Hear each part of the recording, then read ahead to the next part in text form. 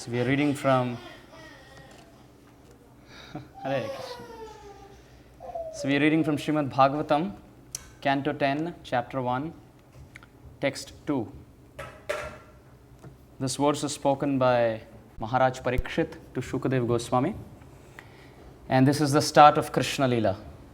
So till now 9 cantos are done. And Shukadev Goswami is starting to speak Krishna Leela. Since we don't have the verse on the board, I'll just read the verse quick and then we could have the translation and purport. Yadoscha dharma shilasya nitaram munisattama tatra amshena avatirnasya vishnor viryani samshana. O best of Munis, you have also described the descendants of Yadu, who were very pious and strictly adherent to religious principles. Now, if you will, kindly describe the wonderful, glorious activities of Lord Vishnu or Krishna, who appeared in that Yadu dynasty with Baladev, his expansion. Purport by His Divine Grace, A.C. Bhaktivedanta Swami Srila Prabhupada. Srila Prabhupada ki jai. The Brahma Samhita explains that Krishna is the origin of the Vishnu Tattva. Ishvara Paramah Krishna Satchitananda Vigraha Anadir Adir Govinda Sarvakarana Karanam. Krishna, who is known as Govinda, is the supreme controller. He has an eternal blissful spiritual body. He is the origin of all. He has no other origin, for he is the prime cause of all causes. Yasyaika nishvasita kala mathavalambya jivanti loma vilaja jagadandanatha Vishnur mahansa ihayasya kala vishesho govindam adipurusham tamaham bhajami. Govinda or Krishna is the supreme personality of Godhead. Krishnastu Bhagavan Swayam. Even Lord Mahavishnu, who by his breathing creates many millions upon millions of universes, is Lord Krishna's kala vishesha or plenary portion of the plenary portion.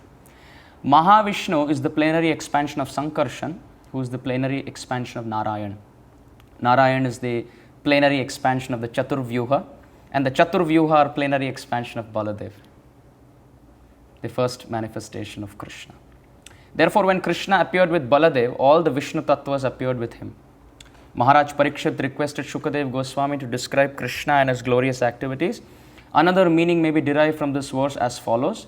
Although Shukadev Goswami was the greatest Muni, he could describe Krishna only partially, amshena. For no one can describe Krishna fully. It is said that Anantadev has thousands of heads, but although he tries to describe Krishna with thousands of tongues, his descriptions are still incomplete. Om Ajnana Timirandhasya Jnananjana Shalakaya Chakshurun Militam Yena Tasmai Shri Gurave Namaha Shri Chaitanya Manobhishtam Sthapitam Yena Bhutale Swayam Rupa Kada Mahyam Dadati Swapadantikam Vancha Kalpatarubhyascha Kripa Sindubhya Evacha Patitanam Pavanebhyo Vaishnavebhyo Namo Namaha Shri Krishna Chaitanya Prabhu Nityananda Shri Advaita Gadadhar Shri Vasadi Gaura Bhakta Vrinda Hare Krishna Krishna Krishna Hare Hare Hare Rama Rama Rama Hare Hare. So welcome to this first class on the lecture series of Lord Balarama. As we all know, this Saturday is the holy appearance day, auspicious appearance day that we are celebrating here, called as Balaram Jayanti or Balaram Purnima. In India, if you know, there are many great souls who were freedom fighters, who were social reformers, who were philanthropists, and their birth date is denoted as Jayanti. Many. But there is a difference between our birth and the appearance of the Lord. Karmana Daiva Netrena, the Bhagavatam describes, the Bhagavad Gita also, that a jiva is pushed into the womb of his mother through the semen of the father and has no idea where he is going, which family, which parents, which place, which country, what circumstance, rich, poor, literate, illiterate, no idea. He just pushed on the basis of his past activities. Did we all decide where we have to take birth? After taking birth also people don't think. What is the reason why he's there and why I'm here? But as far as the Supreme Lord is concerned, his so-called date or the birth date is never called as birthday. It's called as appearance day. Because appearance and disappearance are the words used only for the Lord, not for us. The example Prabhupada gives of the sun. The sun never dies. The sun is never born. The sun just appears and disappears. The sun just rises and sets. So similarly, the Supreme Lord decides where he has to appear, to which family, to which dynasty, who are going to be the parents, what is the itinerary before he appears. Everything is fixed. What he is going to do. Krishna says, Paritranaya sadhunam vinashaya cha dushkrita. I'm going to do this. In fact, people claim to be Kalki these days, Kalki avatar. But the Bhagavatam clearly describes which place Kalki is going to appear, what is going to be the father's name, what is going to be the mother's name. So the Supreme Lord always exists. And out of his own sweet will, he appears sometimes. And when he appears, he naturally disappears. So sometimes people argue, is Krishna still alive? You're worshipping Krishna. Is he still alive? That's the concept. We think if I am born and I die, Krishna also takes birth and Krishna also dies. That's a very wrong concept. So true Jayanti is applicable only for the Supreme Lord and of course for the expansions and the incarnations of the Lord like Balaramji. Commonly people understand Balaram to be the brother of Sri Krishna, the elder brother of Krishna. But Prabhupada explains that there is no difference between Krishna and Balaram. No difference, absolutely. Krishna is God, Balaram is God. Krishna has 6 opulences, Balaram has 6 opulences. Krishna has 64 transcendental qualities, Balaram has 64 transcendental qualities. Krishna steals, Balaram steals. Krishna has his Rasa Leela, Balaram has his Rasa Leela. So everything is fine. But there's 2 differences. One is of course very obvious, the complexion. Right? Balaram is fair complexioned and Krishna is Sham Varna, the color of the rain-filled cloud, the dark cloud. And the other difference between Krishna and Balaram is that although they are God, Krishna appears as the object of our service, the person who takes service. And Balaram appears as the person who gives service. Both are God. But one comes to take and one comes to give. Let's see examples. Sri Balaramji, he manifests in all the 5 principal Vraja rasas. Shantaras, Dasyaras, Sakhyaras, Vatsalyaras and Madhuryaras. What do they mean? Shantaras is the state of neutrality. So Balaramji appears as Krishna's shoes so that Krishna shouldn't get hurt. He appears as Krishna's ornaments. He appears as Krishna's dress. He appears as Krishna's peacock feather. Balaramji appears as Krishna's Venu, Krishna's Murli, Krishna's Vamsi, the flutes. Balaramji appears as Krishna's garlands. He appears as Krishna's stick. He appears as the abode of the Dham. Even in fact, in Prabhupada's pastimes, there is a very nice instance that Prabhupada's disciples share. That one time Prabhupada was searching for a land to build an ISKCON temple in one of the dhams. If I'm not wrong, I think it is Mayapur. So he told his disciples, search for a nice piece of land where we can have a nice temple of Gaurnitai. So they searched for months together and no luck. So they came back to Prabhupada and they said, there is no hope. We can't get place sanctioned. So Prabhupada said, why don't you pray to Balaram? And that night in the dream, Balaram appeared to one of those disciples who was giving the excuse. He said, I am Dham Swarup.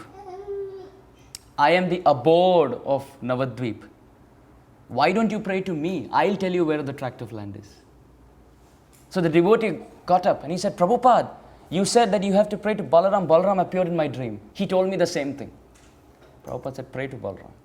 And he started praying to Balaram, and within 3.5 weeks, they got a land sanctioned. So Balaram appears even as the Dham. To such an extent, we all go to Mathura, we go to Vrindavan, we go to, Mayapur, Navadvip. We are keeping our foot on the top of the Dham. People throw garbage on the top of the Dham. People spit. The dogs pass urine. The monkeys jump from here and there. And where are they doing all of that? It's Balaram. And Balaram is ready to take that humble position just to serve. He doesn't ask anything in return. His pleasure is, you are coming to the Dham to do bhajan, to serve Krishna. What more can I ask for? So he serves like that in neutrality, in Sakhyaras.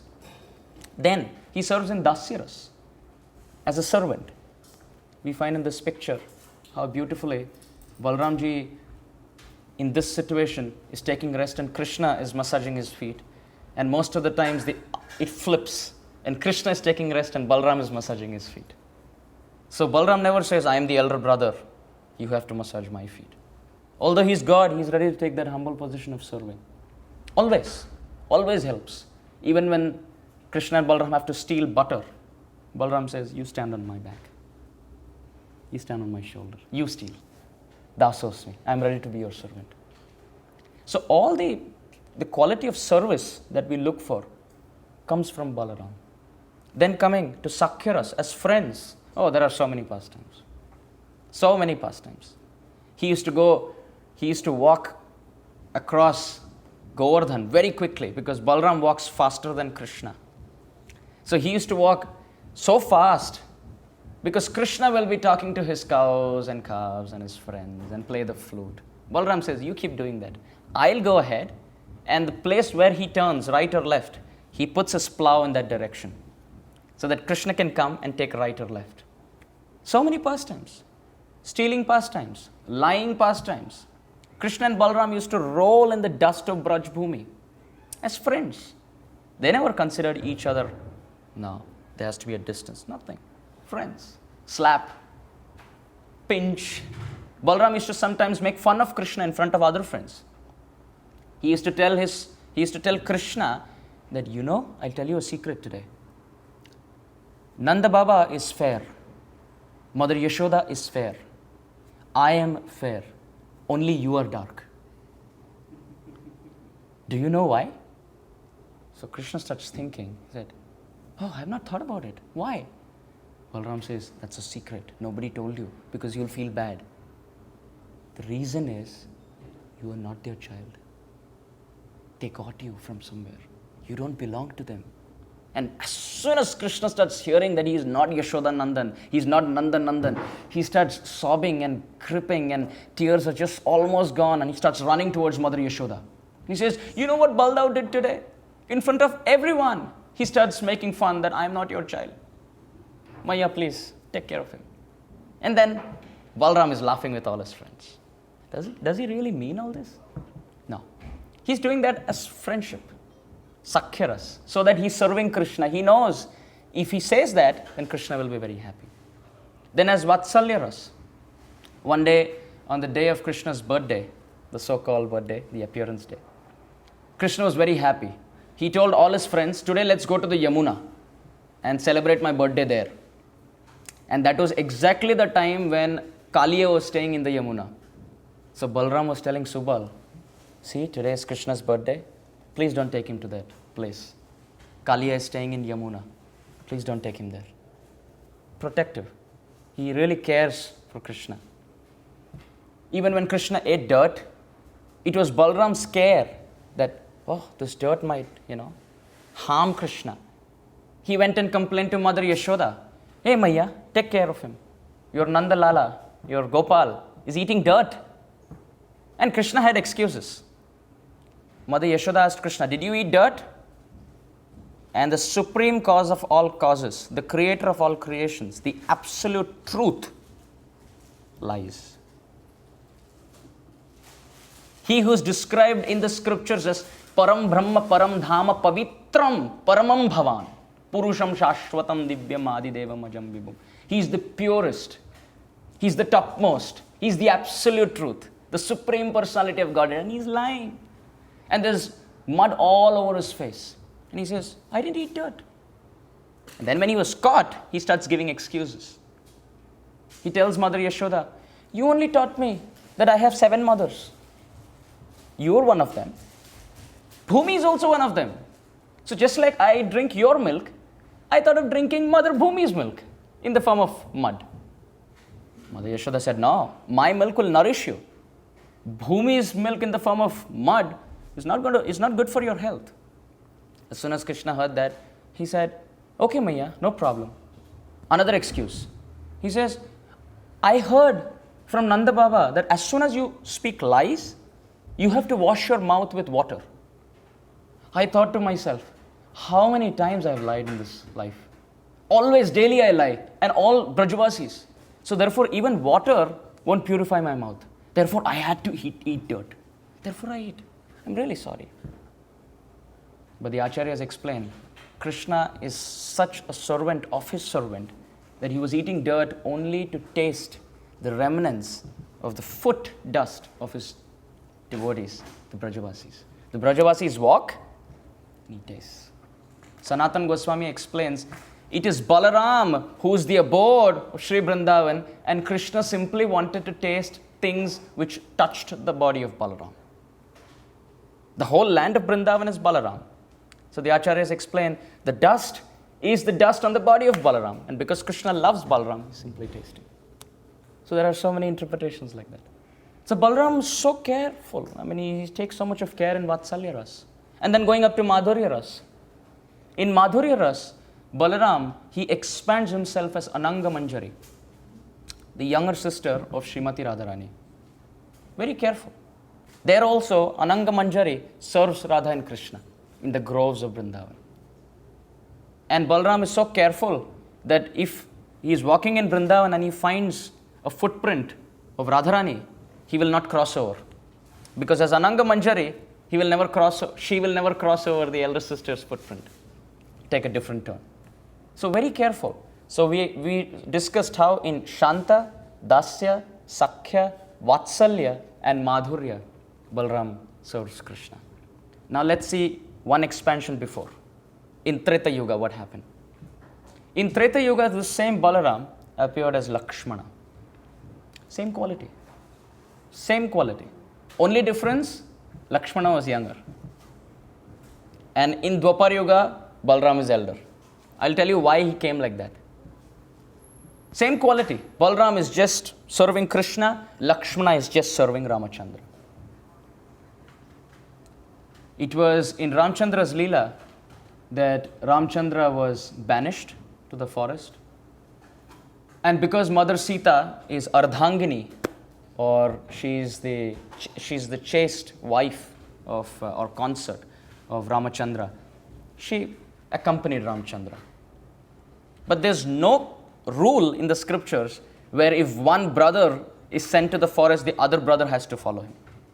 The wife follows because she's dutiful, she's faithful. But Lakshmana followed. He could have thought, well, Ramchandra was supposed to be king and now he's banished, now I'm going to be the king. In the present generation we have brothers fighting, killing each other, accusing each other in court just to make some money. And here is Lakshmana, ready to give up everything. And in the whole of Valmiki Ramayana, there's not a single instance where Lakshmana asks anything in return.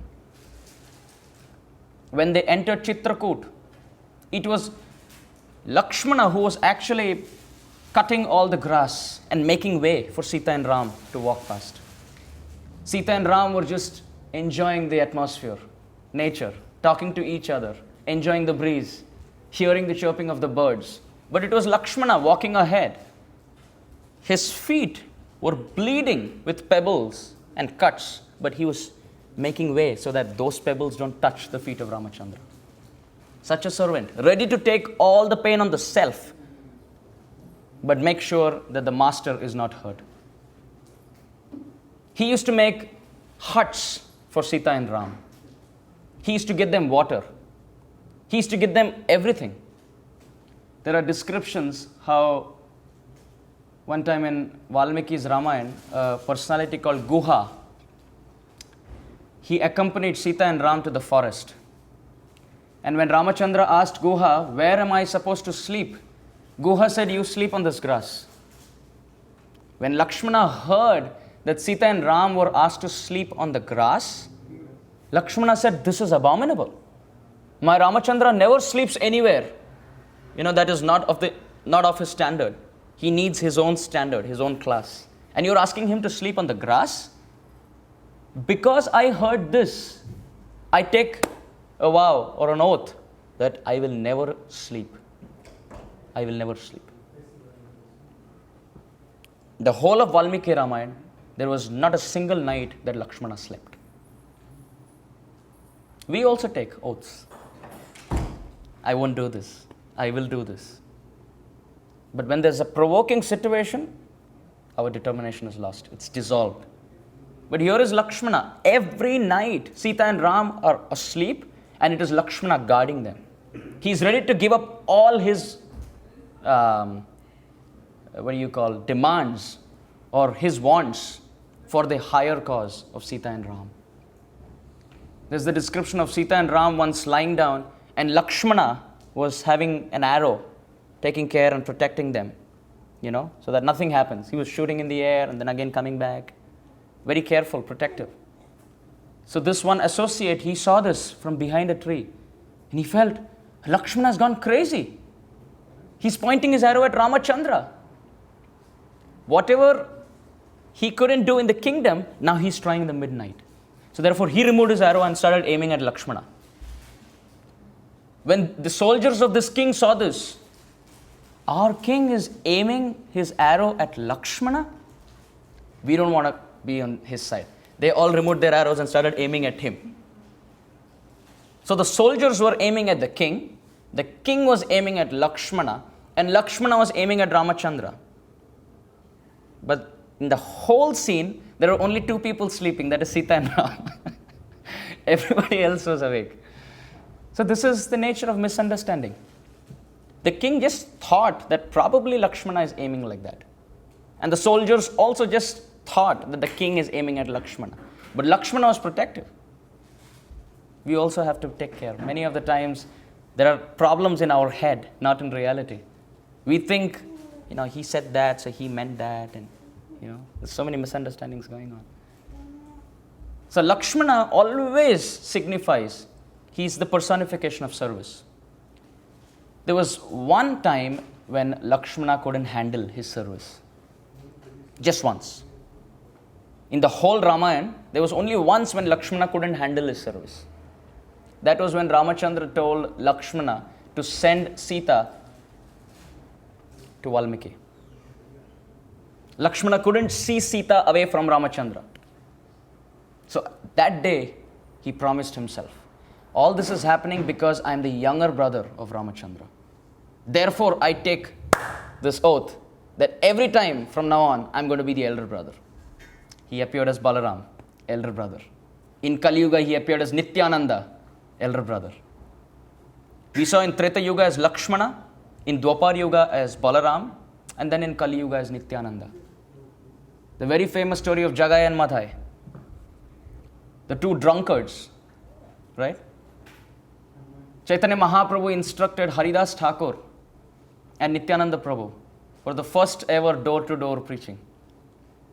He said in the morning, you have to go in the morning, preach door-to-door, and in the evening come and report to me. Whatever the account for the day is. So Nityananda Prabhu said, okay. Haridas Thakur said, okay. And in due course of their preaching, they came across these two ill-clad, ill-cultured, abominable drunkards. It is described there was no sin that they had not committed.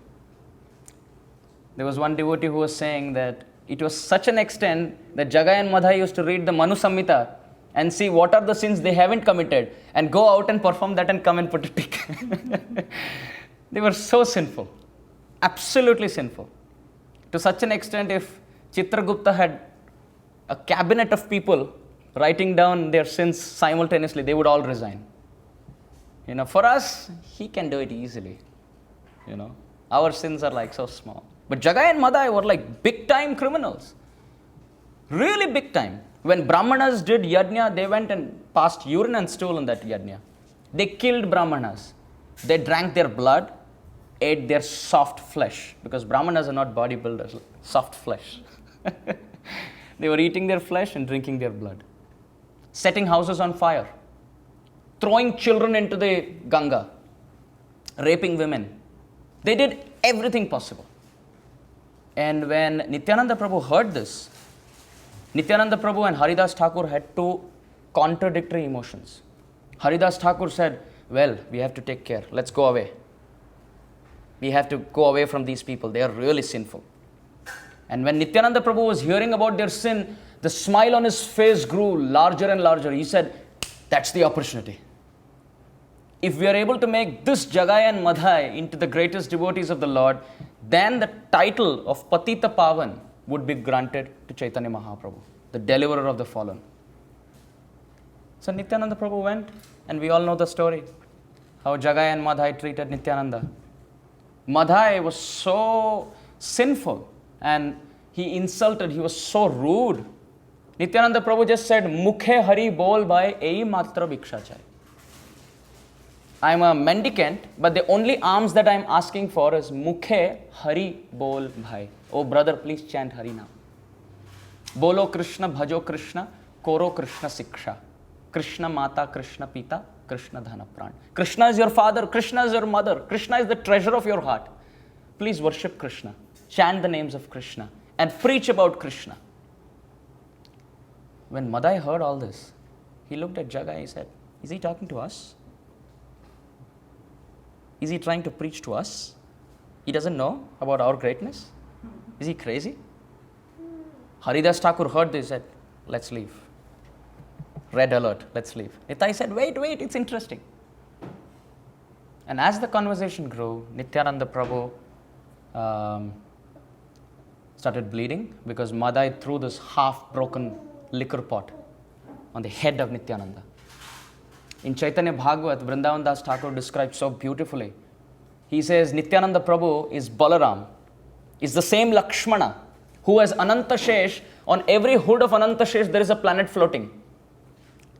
He is the Lord of the spiritual and material worlds. Aham sarvasya prabhava matta sarvam pravartate. Everything comes from him. On every hood, there is a universe floating. In every universe, there are millions and millions of planets. One such planet is Earth. On Earth, there are millions and millions of jivas, and two insignificant jivas are Jagai and Madhai. And Nityananda Prabhu is ready to be insulted by one of these jivas. If he wanted, he could just burn them into ashes just by his thought. But Nityananda Prabhu used to roll in the dust, catch hold of their feet, said, no problem.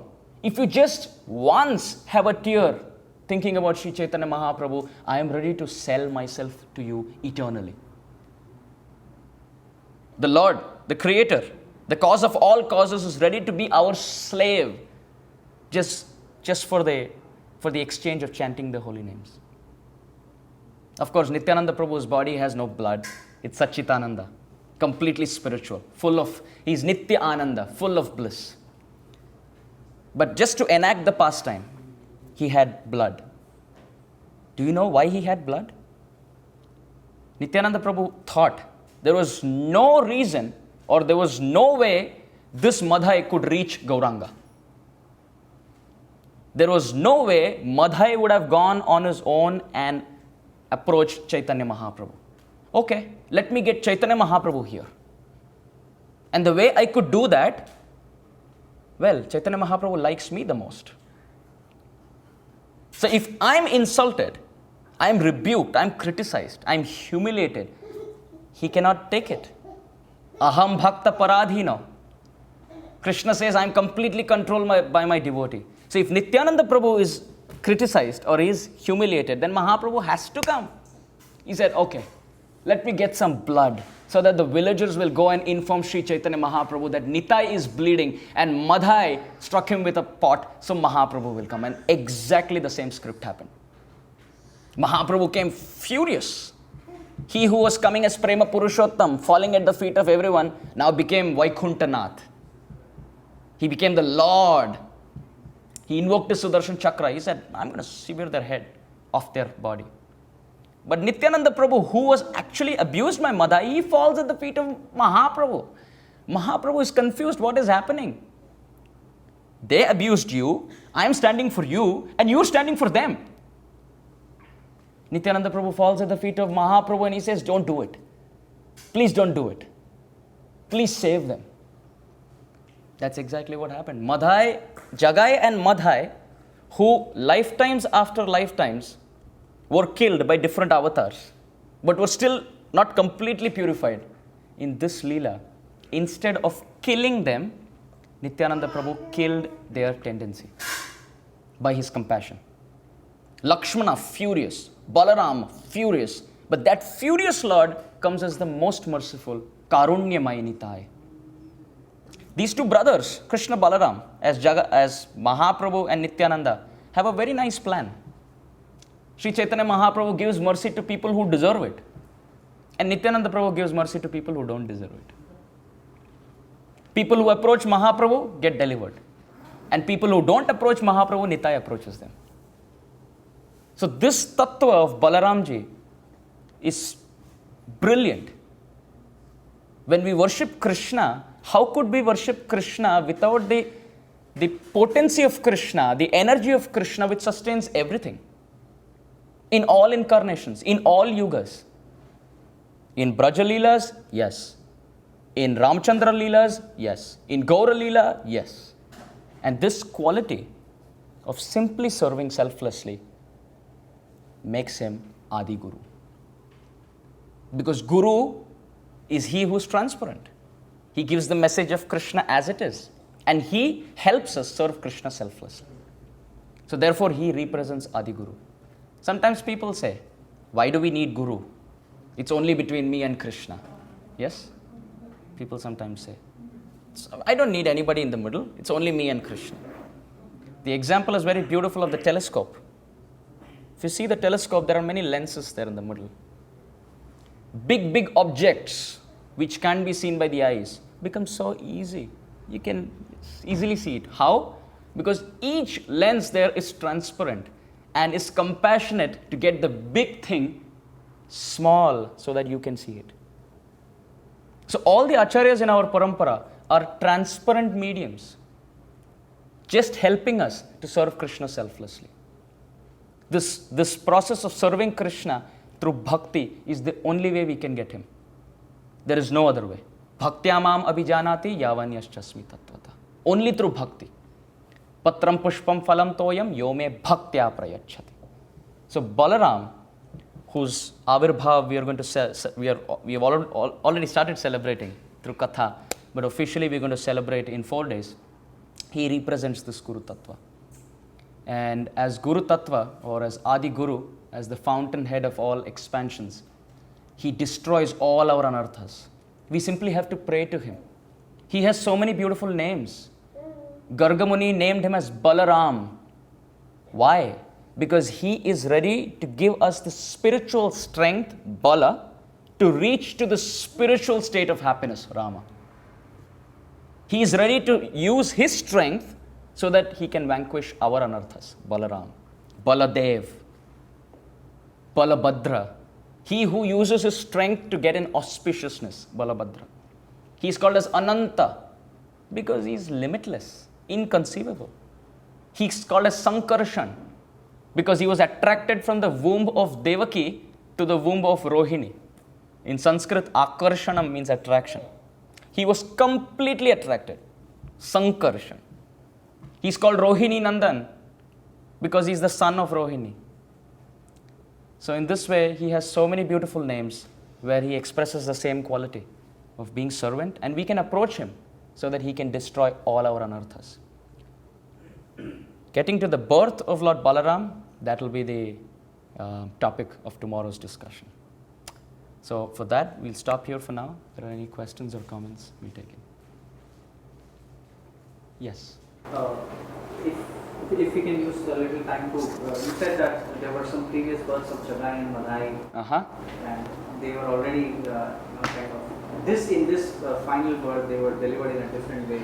Yes. There are different descriptions of that.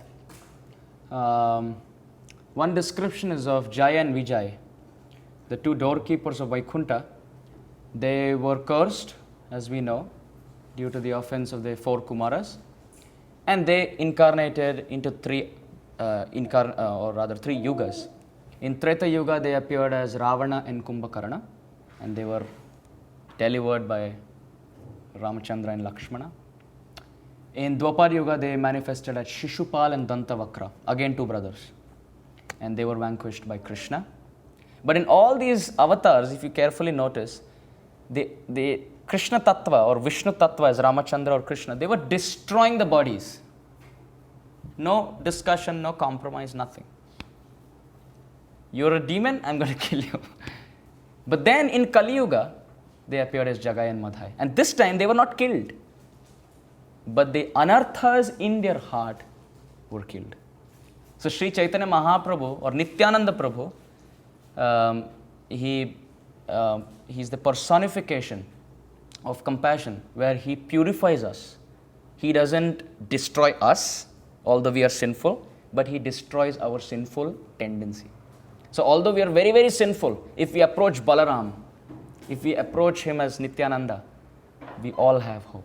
Bhaktivinoda Thakur writes, there is no person in the whole of creation who cannot be delivered by Balaram. Nobody. Sometimes we think, I am so fallen, I have no hope. Bhaktivinoda Thakur says, even if we are most fallen, Balaram's mercy is so wide and vast that it can encompass everything. And we are all delivered. So, does that answer your question? No, yeah. So we all discuss Shastra, so there are so many things that Prabhupada is giving, we discuss like that. Any more questions or comments? What means Dauji? Dauji? Oh, Dauji means elder brother in Brajabhasha. That's also Balaram's name. Thank you so much. Krishna calls him Dauji. So in Vrindavan, they sing Dauji ke bhaiya, Krishna kanaiya. So the brother of Dauji is Krishna, like that. And Krishna calls his elder brother. In all our languages, we would have something for elder brother, right? Some respect in different languages. So Krishna calls Balaram as Dauji. Oh, elder brother. Oh, my Lord, like that. So although the same Lord expands in 2 different moods. And that's like that. Thank you so much for that name. Any more questions or comments before we wrap? Tell us more Balaram's name. More names of Balarams? Probably you should refer to the 1,000 names of Balaram. I can send you the PDF. All right? Shri Balaram Ji ki, Shri Krishna Balaram ki, Srila Prabhupada ki, Gaur Premanande, Hari Hari.